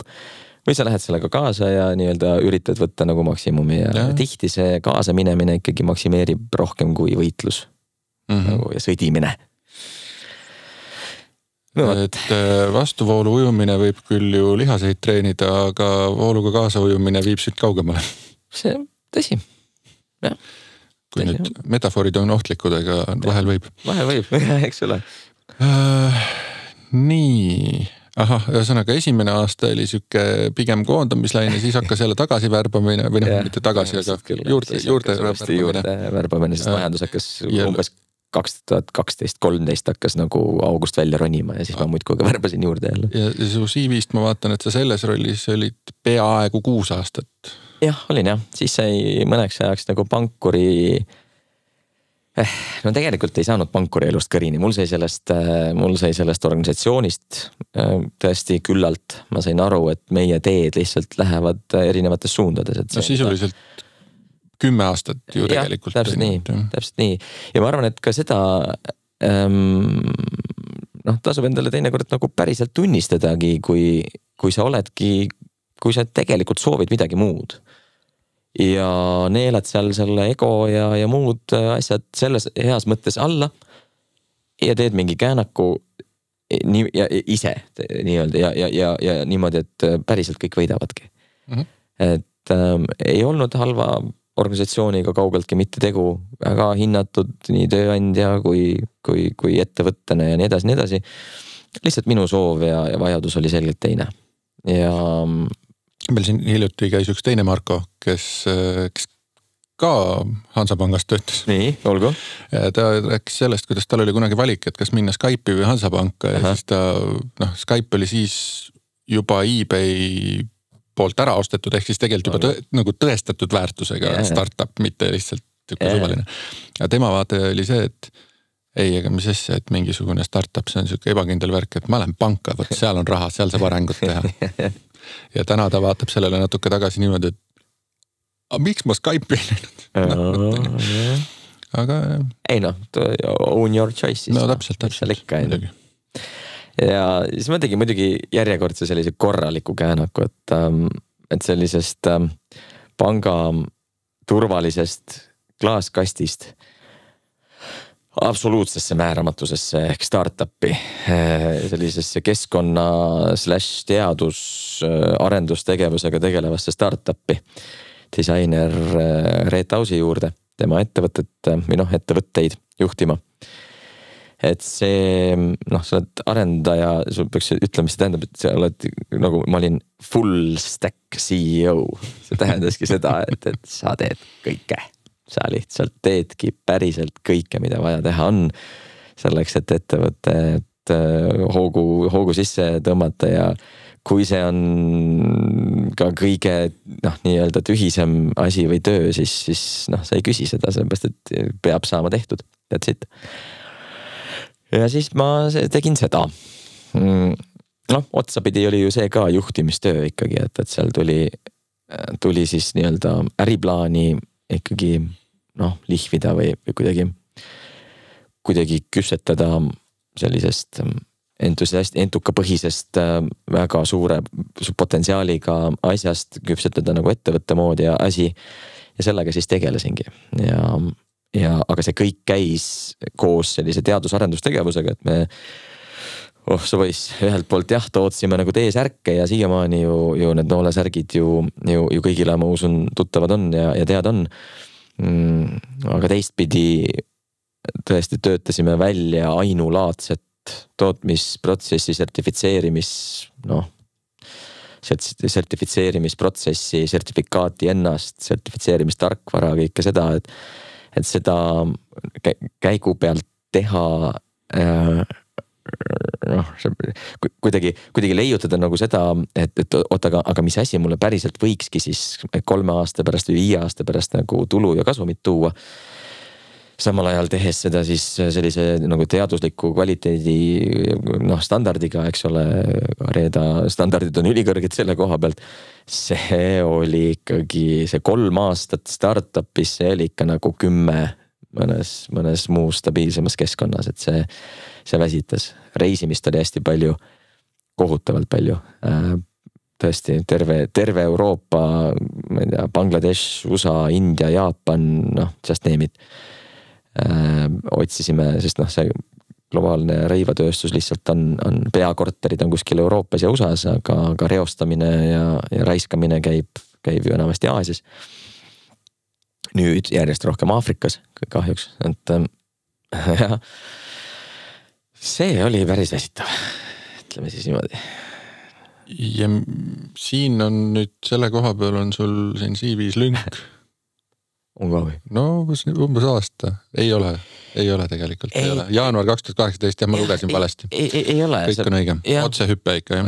Jah, ma sealt kuidagi taaskord väga huvitavatel asjaoludel sattusin LHV-sse. Oli seal äri juures oli näha, et tõesti, et need oskused, mis on minul natuke saavad nagu ammendatud, et meil on äri õitsenguks vaja nüüd juba natukene sellist teist laadi kompetentse, brändi juhtimist ja muud sellist ja astusin kõrvale, et sain aru, et keegi teine teeb seda tõenäoliselt paremini. Ja läksin LHV-sse, lubasin endale 3 asja LHV-sse minnes. Ma läksin asendama lapse hoolduspuhkusel olevat juhti või kes kohe oli minemas suure kõhuga, kes siis juhtis kodulaenude osakonda. Seal olid küll ka need väikesed ärilaenud, eks ole, sees kõik oli üks. Siis ma lubasin endale 3 asja LHV-sse minnes. Et, esimene oli see, et ma lähen sinna ajutiselt, sest ma ju lähen lapse hoolduspuhkusel olevat juhti asendama. Teiseks, et ma ei lähe sinna sõpru otsima, sest niikuinii on tegu ju pankuritega, et pole ju päris normaalsed inimesed niikuinii. Ja kolmandaks, et ma ei tee oma maailmavaate osas suud lahti.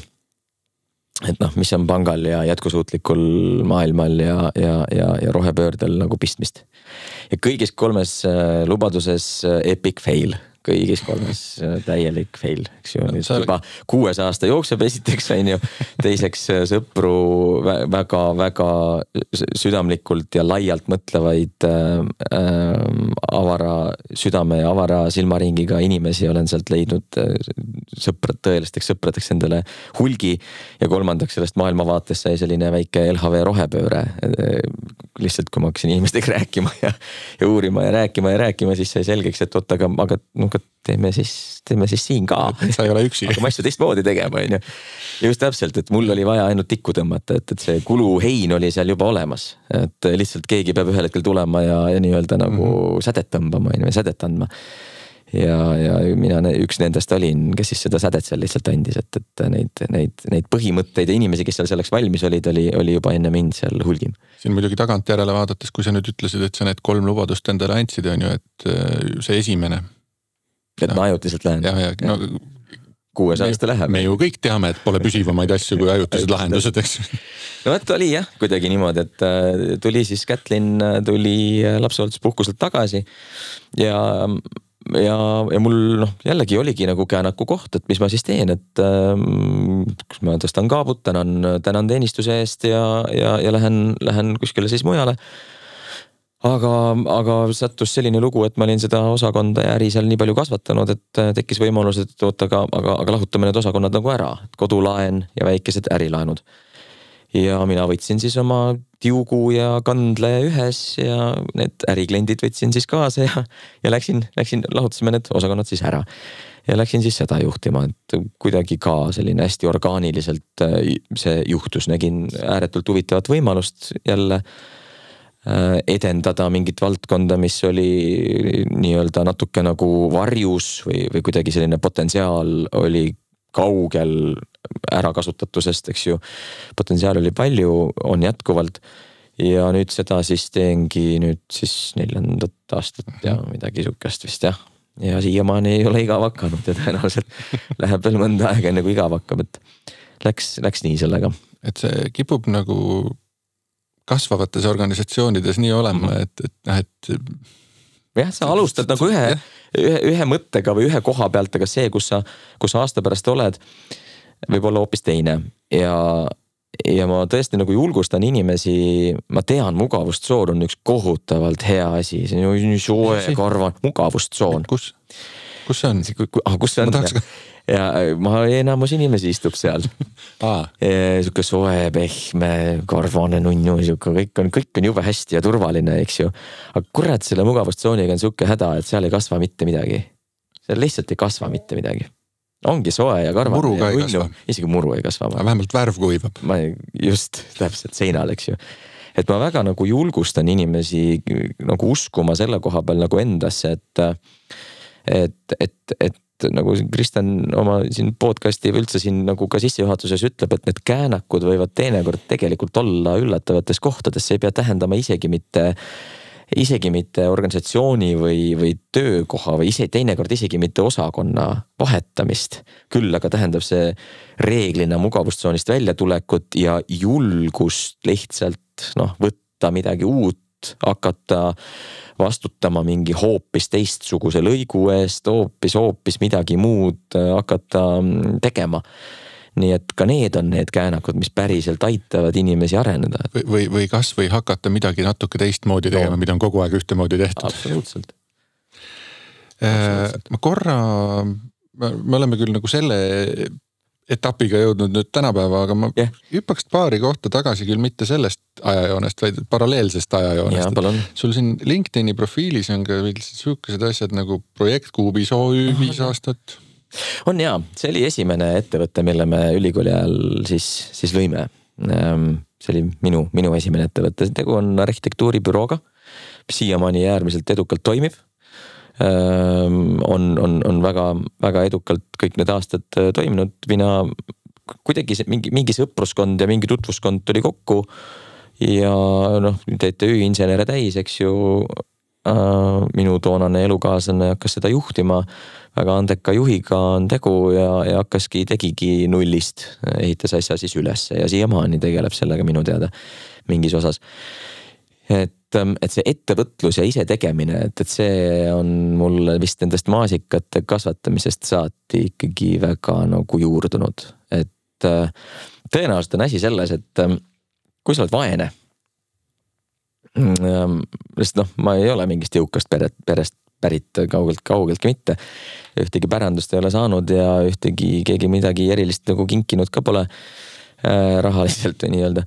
Et kui sa oled vaene, siis see ikka teeb nutikaks sind tegelikult. Et sul on 2 võimalust, kas aktsepteerida seda ja jäädagi sinna sisse nii öelda või mitte aktsepteerida ja hakata midagi nagu ette võtma. Üldse piiratud võimalused kipuvad loovust nagu inspireerima. Ja see, kui sa siis saadki nagu aru sellest, et aga see on su enda kätes, mida sa siis teed või mida sa siis ette võtad, kui palju sa seda määramatust talud, kui palju, mida sa, milliseid mis see habit, harjumusi sa endale nagu lood, mida sa treenid, kõik need, eks ju, et seda see ettevõtluse asi on mul küll ikka väga pikalt tõesti nagu südamelähedane ja tegelikult ma ju olengi ju kogu aeg ettevõtetega ju töötanud ka isegi ju pangas, et neid on äärmiselt innustav ja inspireeriv näha teisi ettevõtjaid ka kõrvalt, eks ju, et okei, see on natuke pankuri ja ettevõtja suhe, aga sellegi poolest ma ütlen siiralt, ma olen väga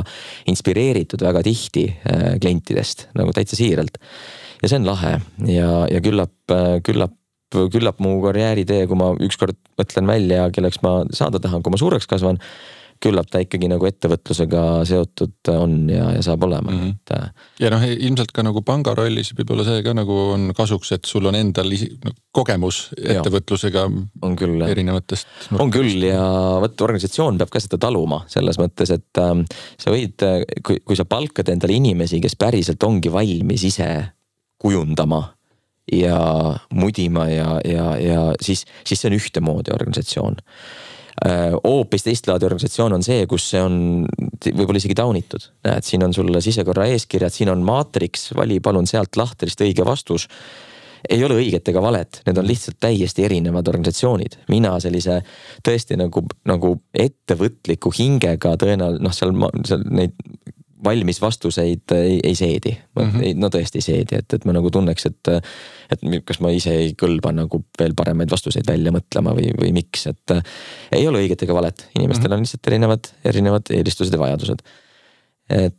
Ja on küll tulnud kasuks ettevõtetega töötada. Eks hiljem on veel olnud neid mingeid pereettevõtet, tegime siin mingit kasutatud mööbli renoveerimist, restaureerimist ja muud sellist.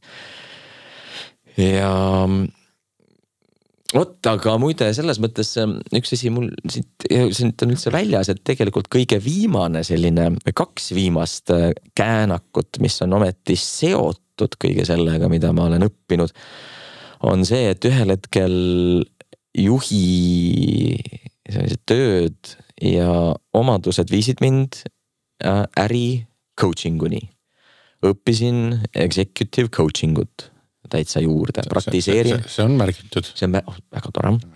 Õppisin seda, praktiseerin seda täiesti teadlikult, saab coachivalt juhtida täiesti, aga olles nagu puhas coach, siis see eeldab teist laadi suhet ja mul on neid nii-öelda kliente igapäevaselt. Ja see on ka üks ütlemata põnev maailm, mis Eestis ka nagu areneb ja edeneb täitsa mühinal. 5, 6, 7 aastat tagasi teadnud keegi, mida see õieti tähendab ja siiamaani enamus arvab, et see on mingi totaalne voodoo. Noh, las nad arvavad. Need, kes aru on saanud ja võib-olla isegi on nagu kogenud selle kasu, noh, need saavad. Ega ei peagi kõik asjadest kohe korraga ühtemoodi aru saama. Et see coachingu, executive coachingu ehk siis nagu ettevõtjatega ja juhtidega coachingu suhtes töötamine, et see on ka olnud selline kogu varasemate nende käänakute süntees kuidagi on aidanud seda nagu teha.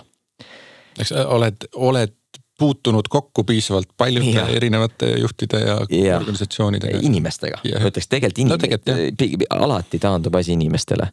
Ei ole olemas mingit abstraktset organisatsiooni, alati on need inimesed, kes seal need inimlikke valikuid, inimlikke tõlgendusi, inimlikke otsuseid teevad. Ja see alati, kultuur ei ole mitte midagi muud kui täpselt see, mida sa just loetlesid.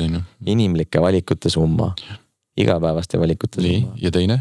Ja teine asi on selline vahva asi, et ka selle LHV sellise nagu ettevõtjatega ja laiemalt ühiskonda nagu tagasi panustamisega seotud. Ma olen 32. keskkoolis ettevõtlusõpetaja. Eelmine aasta oli esimene aasta mul seda teha, nüüd see sügis taaskord. Eelmine aasta olid 4. ja 7. klassid, nüüd see aasta, jumal tänatud, ainult 7. Et alguses nagu, kui te mõtlete selle ea peale, et kartsin 7. rohkem kui 4. aga kogemus oli risti vastupidine, et ma olen väga rahul, et ma ei pea 4. klasside õpilastega enam tegelema. 7. klassis on ikkagi juba peaaegu inimesed valmis. Ma kunagi olen käinud 5. klassi õpilastele rääkimas internetiohtudest. See oli väga huvitav kogemus, seal oli üks noormees, kes oli väga teemaga kursis. Väga küps, igat pidi ka selles mõttes, et õpetajad rääkisid, et umbes, et tuleb ja ütleb, et matemaatikaõpetajad, andke mulle palun natuke keerulisemaid ülesandeid, muidu mul hakkab igav ja ma hakkan ilmselt tundi segama. Siuke küpsus 5. klassis või isegi veel 4. äkki on. Ja siis ülejäänud klass vaatab niimoodi suurte silmadega, onu on klassi ees. Ja siis on üks, kes küsib mult, kuidas mingid Counter-Strike'i serverid konfida. Täpselt, et ja seda... Mõlemad lähevad teemast välja, aga... Mul on sarnast kogemust lastega poolest, et see tase võib lastel selle koha pealt ka küpsuse tase olla ikka kohutavalt erinev. Inimesed ju nemadki. Aga just täpselt. Aga õpetlik on see töö sellegi poolest igate pidi nagu õpetajatele ja näha nagu kooli selle nurga alt, ma olen ju ka lapsevanem ometi, aga ise õpetajana ja ma ütleks ausalt, et teate, minu meelest ikkagi tasub ausambaid püstitada isegi veel elus olevatele õpetajatele ja koolidirektoritele, et see töö ja need kuidagi need emotsionaalsed ja psühholoogilised ja igas muus mõttes nõudmised, mis nendele on ja mida nad igapäevaselt kannavad, see ei ole nõrkadele. Ja kes see tegelikult meie tulevikku kujundavad. Absoluutselt. Nii et jah, õpetaja olen ka veel takka pihta. Klassiõpetaja. Hakkame ausambaks koguma. See väike sutsakas, mis mina seal teen, on köömes selle kõrval, mida seal tõesti klassijuhatajad näiteks, millised psühholoogid ja muud nad on ja see on imetlusväärne, absoluutselt imetlusväärne on õpetajatöö, nagu see, mida need inimesed teevad. Ja siis on teine asi, mis sul on siin ka veel küll mitte niimoodi ajajoonel ära märgitud, aga linkide all on sul www.teater.ee. No see pole ju töö. Aga see on see, kust sa mulle meelde oled jäänud. Jah, no seal me tuttusime ka, eks ju. Ja no jah, see kõik muu on töö, aga võt see on mu armastus. Teater on alati olnud seal kõrval ja läbivalt, et eks mäletan väga hästi neid vestlusi Hansapangas, kui ikkagi üritati aru saada, et oota, kuule mees, et kuidas siis öelda, no ega ikka ei olnud tõsiselt võetav, et tuleb mingisugune mees, hakkab äriklientidega tegelema ja samal ajal ma ei tea, tegeleb mingi teatriga, et see noh, et kes sa oled siuke, on ju. Aga see Teie teater on elusid muutnud ja loodetavasti muudab edasi ja eks me omal ajal kutsusime seda sotsiaalabiteater, et ta oligi selline grupp, TTÜ on ju väga kirjudest inimestest koosnev tõesti, sul on ju seal insenere, sul on seal keemikuid, sul on seal haldusjuhte, ma ei tea, muidu selliseid humanitaar- ja muidu inimesi on ju hästi palju ja kui sa nad siis, aga mingid inimlikud jooned ikkagi on ju väga sarnased. Ja selliselt me seda seal teinud oleme. Mina nüüd juba aastaid ju kokku ei puutu, et mulle küll omistati tiitel eluaegne teatridirektor, ma olen selle üle väga uhke, kannan seda uhkusega, aga jah, lavale ei ole ammu saanud kahjuks. Ja noh, et seda nagu igapäevast administreerimist peab ka keegi teine tegema. Ja jumal tänatud selle eest. Muide, üks asi, kui me nüüd veel korra töökohtadest räägime, siis tegelikult maailma kõige tänamatumad tööd olen ka teinud. No nii. Mis sa arvad? Ei, see ei ole lapsevanemaks olemine, ei, ka see on armastus. Maailma kõige tänamatum töö. No üks nendest maailma kõige tänamatumatest töödest, mida ma soovitan kõigile, jookske, kui teil tekib vajadus. Oota siis kummale poole? Ära. Aha. Korteriühistu esimees olen ka olnud. Renoveerinud 12 korteriga puumaja Pelgulinnas. Ja no võt, see on veel tänamatum töö, kui olla õpetaja. Et seal on kõigil ainult õigused, aga mitte kohustused. Ja isegi palka ei maksta. Ja isegi mitte palka ei maksta. Et see müts maha inimeste ees, kes seda viitsivad teha vabatahtlikult. Aga kui teil on võimalus, palkake palun endale lihtsalt mingi professionaalne haldusfirma või keegi appi, kes korraldab kõik asjad ära, et no ma ei tea, ei soovita. Oh jah. No võt. Okay. Kuule, sai piisavalt käänakud. Kuule, see on päris palju käänakud. Korralikud vallatud kurvid. Alguses vaatad seda LinkedIn ja vaatad, et nagu polegi midagi, aga siis kirjutad paberilehe täis. Vallatud kurvid. Räägime hirmudest. Sa näed välja siuke, et sind ei hirmuta miski. Enam vist ei hirmuta tõesti. Aga on sul olnud selliseid hetki, kus sa nagu, sa tead, et sa mingisugust asja hakkad tegema ja sa ei kujuta ette, et mis nüüd saab? Seda on olnud kohutavalt palju. Tõesti, et aga millegipärast see on alati olnud niimoodi, et kui ma vaatan aasta aega hiljem sellele tagasi, siis ma mõtlen, et sa poiss oleks teadnud, mida see tähendab, ma ei oleks seda ette võtnud. Aga see ei ole mind tollel hetkel mitte kunagi kohutanud. Okay. Sellepärast, et sa võtad selle väikesteks ampsudeks, sa võtad selle väikesteks sammudeks ja lihtsalt lähed. Küsid, mida ma saan täna teha. Annad endast iga päev parima. Ja lõppkokkuvõttes jõuad kuhugi, kus siis saab midagi väga pealt näha hirmutavat või uudset või midagi nagu tehtud. Enam ei hirmuta vist jah. Selles mõttes nagu suht midagi, et päris asjade pärast tasub hirmu tunda mingid, ma ei tea, ohud lastele ja mingid sellised asjad. Aga ametikoha vahetus. See on kõigest töö, see on kõige, ei. No mis seal, kui ja oma tervis ja ütleme sellised õnnetused, kuigi mis sealgi hirmu tunda, ega hirmu all ei maksa nagu elada. Et, räägitakse, et hirmu või kõige suurem hirmu komponent on teadmatus just. Ja, tõsi, aga võt seda teadmatuse talumise võimet on mul vist ikkagi üks jagu. Ja ma olen alati üks nendest inimestest vist ka seal nende organisatsiooniliste rappimiste juures, mis on olnud näiteks, kui tuli siin koondada kõvasti ja osakondi liita, lahutada, saneerida, whatever, mida teha, eks ju, et ma olen kuidagi alati sattunud sinna rolli, et rahustada inimesi, et jah, tõesti, suuremat osa inimesi ajab teadmatus kohutavalt hirmule ja närvi. Ja peabki ajama, ta ongi üks õudne asi, päriselt. Aga ongi. Kas sa siis tahad sellega elada ja sellele alluda või käärida käised üles ja küsida, et aga mida ma teha saan? Päriselt. Ja kui mitte midagi ei saa teha, no siis relax. Siis minu meelest, on jäänud meelde selline asi, et vist Jaapani autokoolides õpetatakse seda, et ühel hetkel, kui sul auto on kaotanud kontrolli, lase roolist lahti. sest sa tõenäoliselt oma selle hirmu all teed asja hullemaks kui see, kui auto läheb libedaga või kuhugi nagu, et lase roolist lahti. Ma küll ei tea, kuidas nad kas päriselt seda teha suudavad ette.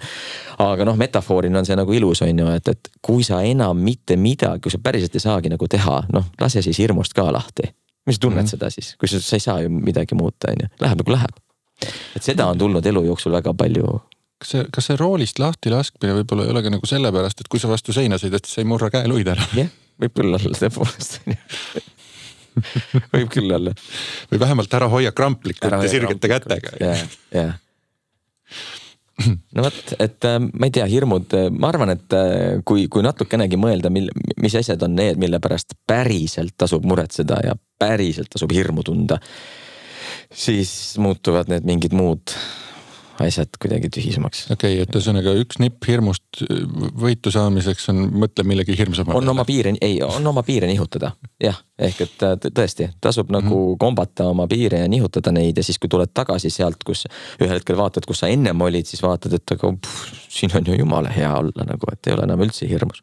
Selleks tuleb neid piire nihutada. On sul ka abilisi olnud hirmudest üle saamiseks? Oi, muidugi loomulikult on, lapsed on ühed tohutud õpetajad.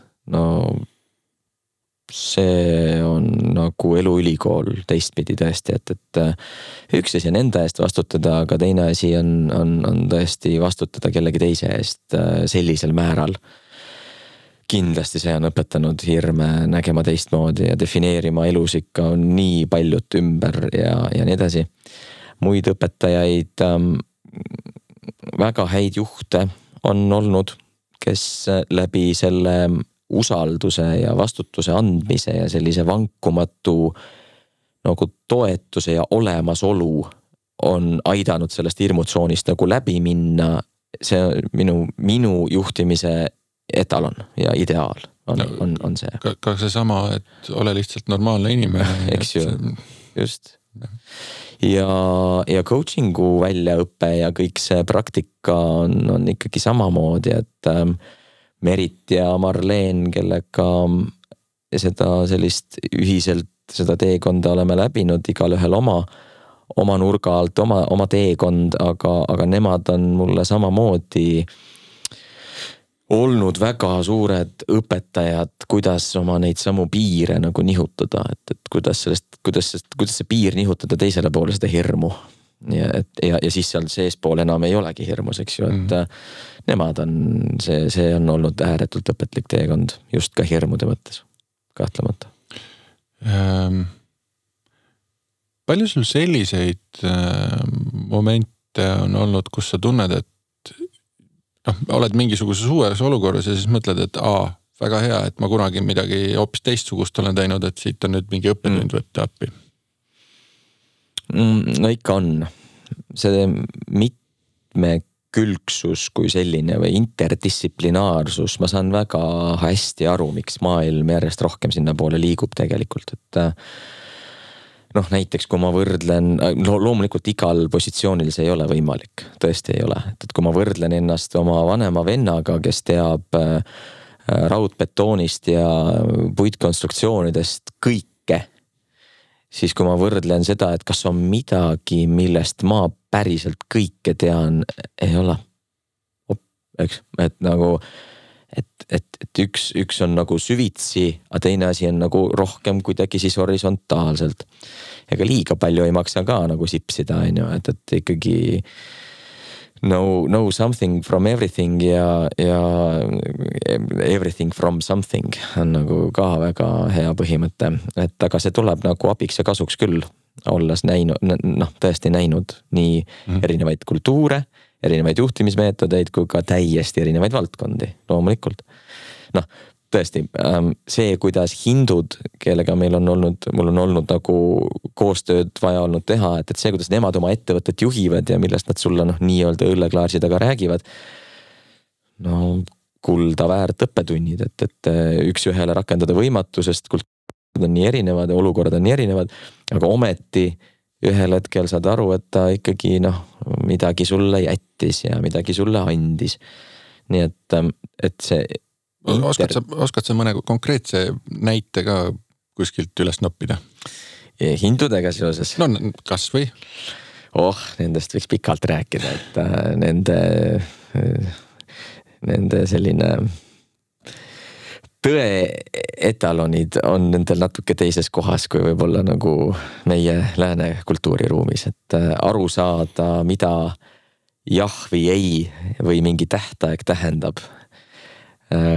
Selleks tuleb kultuuri kontekst nagu juurde võtta. Aga ma mõtlen midagi sellest, näiteks mida nad on sulle õlleklaasidega rääkinud oma juhtimiskultuurist, tavadest, mida sa oled päriselt suutnud rakendada? Kõige enam jättis mulle jälje muidugi loomulikult see, et kuna ma töötasin hästi palju nagu ettevõtjatega, kes puutusid kokku ikkagi sellise keskkondliku ja sotsiaalse hävingu maailmaga. Et kus on nagu imelugu see, et ettevõtja ise nagu päriselt töötabki selle nimel, et tema naistöölistel oleksid palga nagu kandmiseks pangakontod. Ja ta teeb aastaid selle nimel tööd, sest muidu lihtsalt palgapäeval on mehed tehase väravas ja naiste käest võetakse kohe see raha ära. Et kuulata selliseid lugusid ja mõelda, et see on kellegi igapäev ja argipäev ja millise töösuhte ja juhi suhte loob see inimestega, neid sarnaseid lugusid on kohutavalt palju, et me ei suuda isegi ette tegelikult kujutada nagu tihti seda, et kui keerulistes oludes tegelikult inimesed elavad ja töötavad üle maailma. Ja seda nägi Bangladeshis ja Indias ikkagi nagu väga palju. Nii et see võib-olla sellised oli hea tõesti tajuda seda, et kui paigas ja kui turvaline on meie maailm siin, et on ikka uskumatu. Et... Nii, sa vahepeal mainisid, et sul on ööpäevas 25 tundi, et mulle tundub, et sul mingi ajamasin on olemas. Ja, see. Aga kui sul oleks võimalik oma karjääri piires minna ajast tagasi mingisse punkti ja anda endale mingit nõu, siis kuhu sa läheksid ja mis nõu sa endale annaks? Täitsa tagasi niimoodi.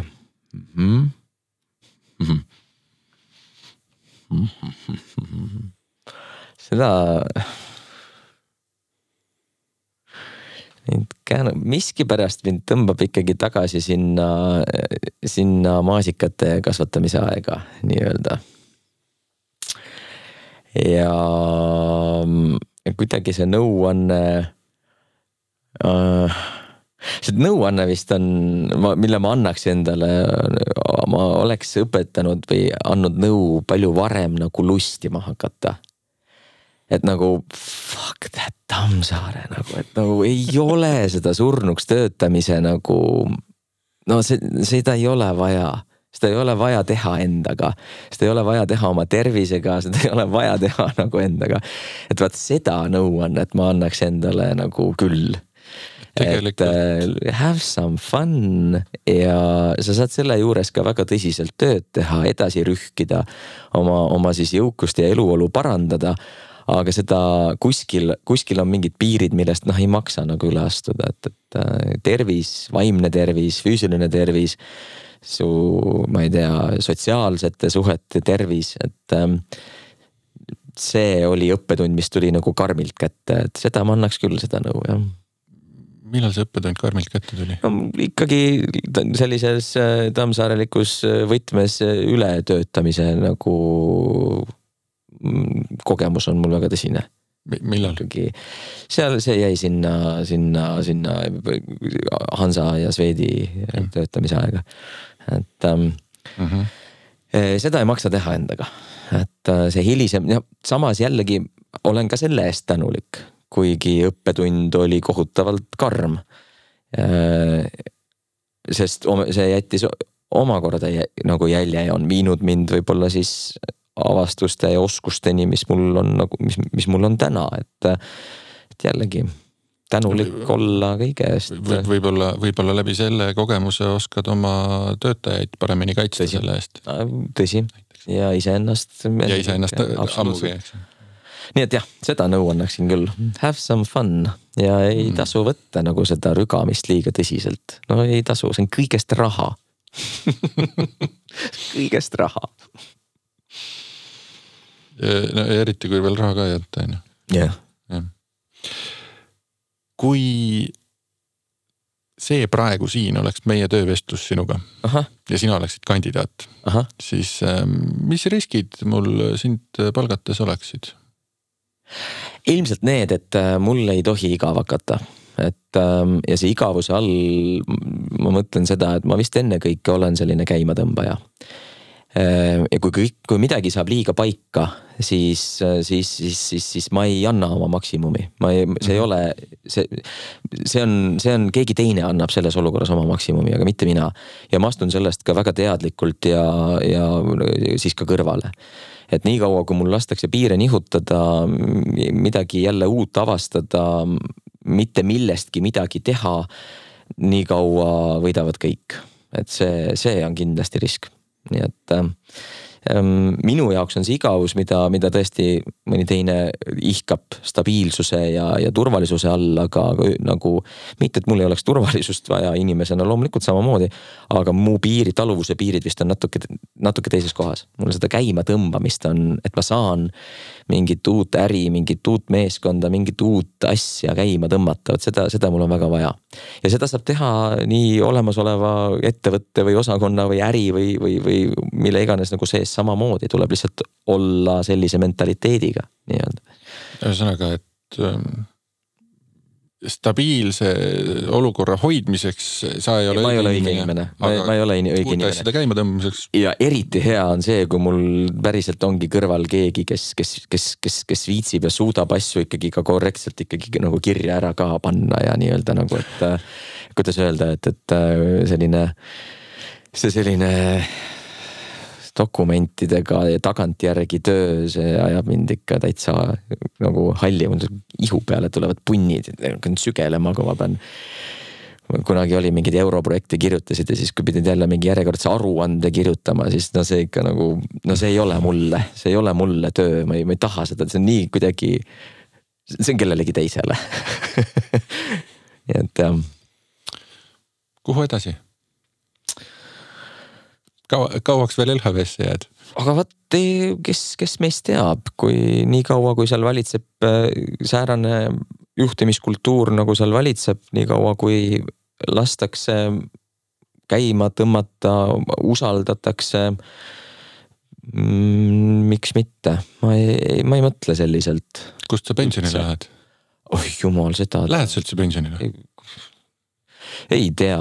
Ma täitsa siiralt ma ei mõtle niimoodi, et ma pean saama sellele positsioonile, muidu suren või et ma pigem olen juhindunud ikkagi viimased päris head mitu aastat läbi selle, et ma teen ja lähen ja liigun sinna suunda, kus ma tunnen seda kasvu ja seda piiride nihutamist. Ja kui sa küsid kuhu edasi, siis edasi selle sama kasvu suunas. Igal juhul, aga vahet ei ole, kus see mulle nagu vastu vaatab. Ja lõpetuseks. Ja. Sa oled siin andnud igasuguseid häid soovitusi juba. Näiteks, et ära mine korteriühistu esimeheks. Just. See kõige olulisem. Siis see, et inimesed mäletavad, kuidas sa neid kohtlesid. Tunnista endale, kui sa soovid midagi muud. Ja. Ole lihtsalt normaalne inimene ja nii edasi. Have some fun, eks ju. Mis oleks see üks soovitus, mille sa kuulajale tahaksid kõrvu kõlama jätta? Karjääri ja töö ja kõige selle... Ma vist olen seda tõesti väga palju oma inimestele rääkinud, räägin seda kodus oma lastele ja nii edasi, et see soovitus on see, et kui sa, vahet ei ole, kui sa oled rahul või kui sa ei ole rahul, siis vaata peeglisse. Vaata peeglisse, see algab sellest. Ja kui sa seda teha ei taha, siis jätta teised rahule. Teised ei ole selles süüdi mitte kunagi, millises olukorras sa oled nii-öelda siis nii ametialaselt või elus või midagi, et alati algab muutus või kasv inimesest endast. Ja kui seda sealt peeglist vastu ei vaata või seda ei taheta sinna vaadata, siis jätta teised rahule. Suurepärane soovitus. Ja selle soovitusega, mis minul näiteks pani ühe laulu praegu kummitama peas. Ma ei vihja, mis see oli. Ja sellega on hea tõmmata tänaseks otsad kokku. Aitäh, Marko! Aitäh, Kristjan! Ja aitäh ka kuulamast järgmised karjäärikäännakud juba järgmisel neljapäeval. Karjäärikäännakuid toetab Must Post. Karjäärikäänakute podcasti leiad YouTube'ist, Spotify'st, Apple podcastist, Google podcastist või mõnest muust sulle meeldivast podcasti rakendusest.